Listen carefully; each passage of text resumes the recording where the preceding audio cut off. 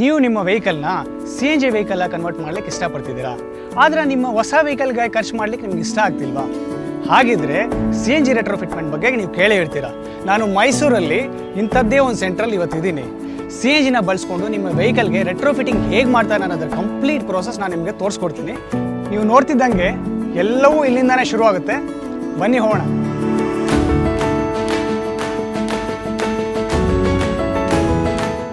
ನನ್ನ ಹೆಸರು ಬಂದು ನವಾಬ್ ಅಂತ. ಈ ಫೀಲ್ಡ್ನಲ್ಲಿ ಆಲ್ಮೋಸ್ಟ್ 26 ವರ್ಷದಿಂದ ಇದ್ದೀನಿ. ಸೂಪರ್. ಅಂದರೆ ತುಂಬಾ ಎಕ್ಸ್ಪೀರಿಯನ್ಸ್ ಇದೆ ನಿಮಗೆ.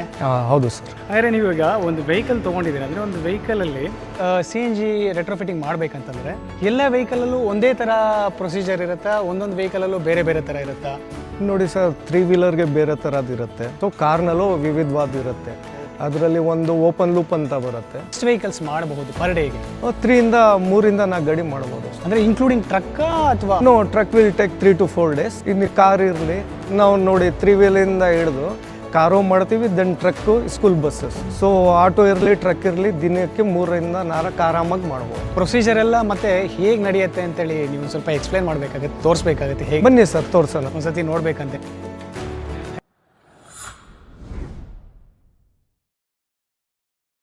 ಇವಾಗ ನಾವು ಹೋಗ್ಬಿಟ್ಟು ಟೆಕ್ನಿಷಿಯನ್ನ ಮಾತಾಡ್ಸೋಣ.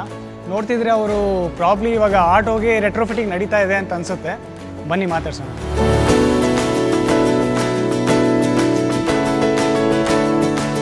ಹಾಯ್, ನಮಸ್ಕಾರ. ಹಾಂ, ನಮಸ್ತೆ ಸರ್. ತಮ್ಮ ಹೆಸರು? ಸೈಯದ್.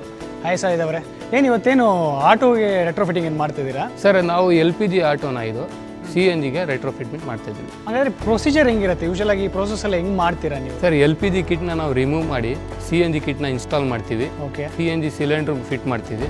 ಹೊಸ ಟ್ಯೂಬಿಂಗ್ ಬರ್ತದೆ. ಸರಿ, ಟ್ಯಾಂಕ್ ಎಲ್ಲಿ ಫಿಟ್ ಮಾಡ್ತೀರಾ ಸರ್ ಈ ಆಟೋಗೆ? ಸರ್, ಬೇರೆ ಬೇರೆ ಬ್ರ್ಯಾಂಡ್ಗೆ ಬೇರೆ ಬೇರೆ ಬರ್ತದೆ. ಕೆಲವೊಂದು ವೆಹಿಕಲ್ಗೆ ಬ್ಯಾಕ್ ಸೈಡ್ ಪ್ಯಾಸೆಂಜರ್ ಸೀಟ್ ಕೆಳಗಡೆ ಬರ್ತದೆ, ಕೆಲವು ವೆಹಿಕಲ್ಗೆ ಡ್ರೈವರ್ ಸೀಟ್ ಕೆಳಗಡೆ ಬರ್ತದೆ. ಸೈಯದ್ ಅವರೇ, ಇವಾಗ ಆಟೋಗೆ ರೆಟ್ರೋಫಿಟ್ಟಿಂಗ್ ಮಾಡೋದ್ರಿಂದ ಎಷ್ಟುವರೆಗೂ ಸೇಫು?